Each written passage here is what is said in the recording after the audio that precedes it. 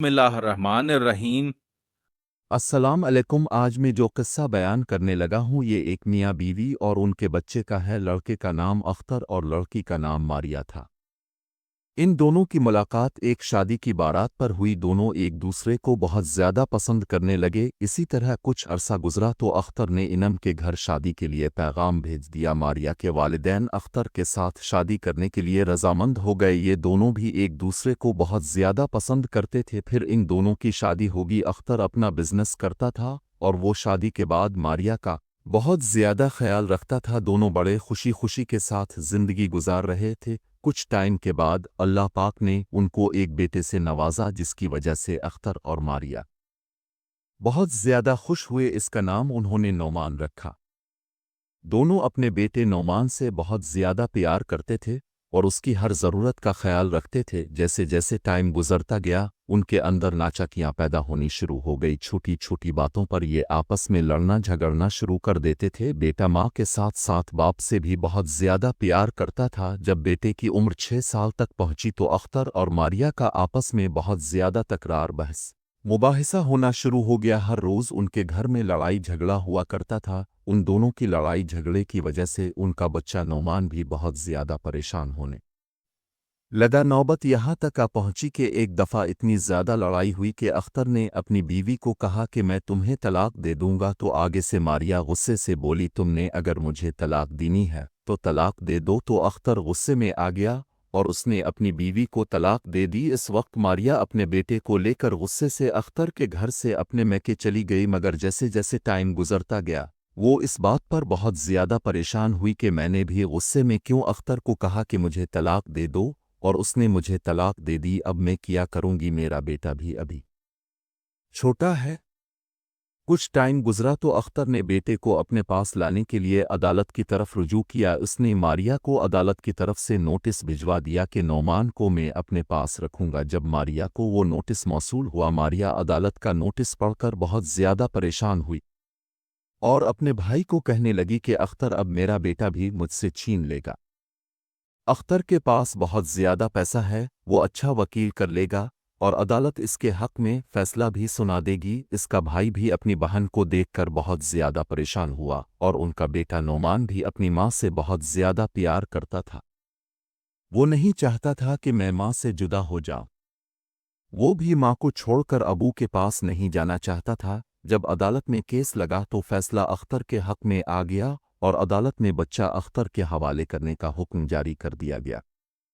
ماریا اپنے بیٹے کو جدا نہیں کرنا چاہتی تھی، وہ بہت زیادہ روئی اور نعمان بھی اپنی ماں سے جدا نہیں ہونا چاہتا تھا۔ وہ بھی رو رو کے ماں کے ساتھ چپک رہا تھا۔ دونوں ماں بیٹا چیخیں مار مار کر رونے لگے، مگر اختر کے وکیل نے کہا کہ عدالت کا حکم ہے، اب نعمان کو اس کے والد کے حوالے کر دو۔ اختر نے اپنے بیٹے نعمان کو ماریا سے کھینچ کر اپنے ساتھ اٹھا کر لے گیا۔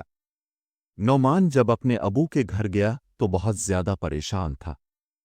وہ نہ کچھ کھا پی رہا تھا اور نہ ابو کے ساتھ وہ خوش تھا۔ اسے ماں بہت زیادہ یاد آ رہی تھی۔ اختر آفس چلا جاتا، نعمان سکول جاتا، مگر اس کا پڑھائی میں دل بھی نہ لگتا اور وہ اس وقت کو یاد کرتا کہ جب اس کے امی ابو اور نعمان اکٹھے رہتے تھے اور وہ بہت زیادہ خوش تھے۔ اب اس کی امی اور ابو جدا ہو گئے تھے اور وہ اس کی وجہ سے بہت زیادہ پریشان رہنے لگا تھا اور پڑھائی کی طرف بھی وہ توجہ نہ دے رہا تھا۔ اسی طرح کچھ ٹائم گزرا تو اختر نے دوسری شادی کر لی اور اسی طرح ماریا کے والدین نے بھی اپنی بیٹی کی دوسری شادی کروا دی۔ کچھ عرصہ گزرا، ماریا کو اللہ پاک نے دوبارہ اولاد سے نوازا اور وہ اپنے پہلے بیٹے نعمان کو بھول چکی تھی۔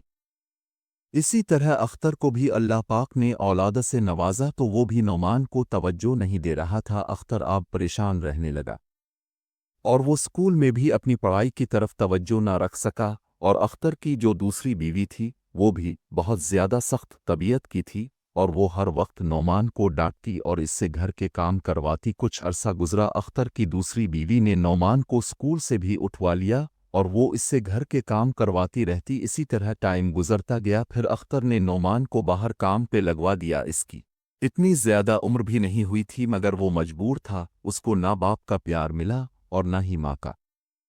اختر نے اپنے بیٹے کو ایک ریسٹورنٹ پہ کام پر لگوا دیا۔ نعمان دن بھر ریسٹورنٹ میں کام کرتا تھا और शाम को जब वो घर में आता तो उसकी सौतेली माँ नोमान से घर का काम करवाती थी। वो खामोशी से घर का काम करता। इसका सौतेला भाई स्कूल पढ़ने के लिए जाता और उसकी माँ इसे प्यार भी बहुत ज़्यादा करती थी। वो अपने माँ और बाप के प्यार की कमी को बहुत ज़्यादा महसूस करता रहता। नोमान की माँ ने दूसरी शादी कर ली थी। इसकी एक बेटी और बेटा था और उसका जो खावंद था वो बहुत ज़्यादा अमीर था। वो बड़ी सुकून के साथ अपनी ज़िंदगी बसर कर रही थी। इसको एक दफ़ा भी इस बात का एहसास नहीं हुआ कि नोमान मेरा बेटा है, मैं जाके इससे मिल लूँ। मगर नोमान अपनी माँ को बहुत ज़्यादा याद करता था। इसी तरह टाइम गुजर गया। नोमान अब 15 साल का हो गया था और वो इसी रेस्टोरेंट में वेटर का काम करता था। एक दफ़ा उसकी माँ और उसका सौतेला बाप इस रेस्टोरेंट में खाना खाने आए। वो जिस टेबल पर बैठे हुए थे, नोमान खाने का ऑर्डर लेने के लिए आया। इसने अपनी माँ को पहचान लिया और वो देख रहा था कि इसकी माँ इसके सौतेले बहन और भाई से बहुत ज़्यादा प्यार से बातें कर रही थी। जैसे ही इसने अपनी माँ को देखा तो इसको अपना बचपन याद आ गया और उसकी आंखों से आंसू निकल आए। जैसे ही इसकी आंखों से आंसू निकले तो उसके सौतेले बाप और उसकी माँ ने इसकी तरफ देखना शुरू कर दिया और उसके सौतेले बाप ने इससे पूछा कि बेटे अब क्यों रो रहे हो। उसके मुंह से बेसाख्ता निकल गया कि ये जो आपके साथ है ये मेरी माँ है। मैं अपनी माँ को देख के रो पड़ा। फिर एकदम उसकी माँ उठी और नोमान को अपने सीने से लगा के रोने लगी।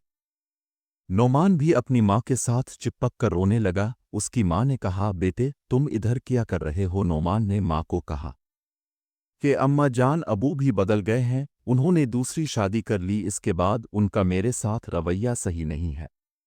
मुझे स्कूल से भी उठवा दिया और मेरी सौतेली माँ मुझसे घर का काम भी करवाती है और अबू मुझसे प्यार भी नहीं करते। वो मेरे दूसरे सौतेले भाई से बहुत ज़्यादा प्यार करते हैं। मुझे उन्होंने रेस्टोरेंट पर काम के लिए लगवा दिया और अब मैं इधर काम कर रहा हूं। और उसने कहा कि अम्मा जान अब भी मुझे भूल गईं। आपने भी एक दफ़ा मेरा नहीं पूछा। मैं रात दिन आपको बहुत ज़्यादा याद करता रहता था।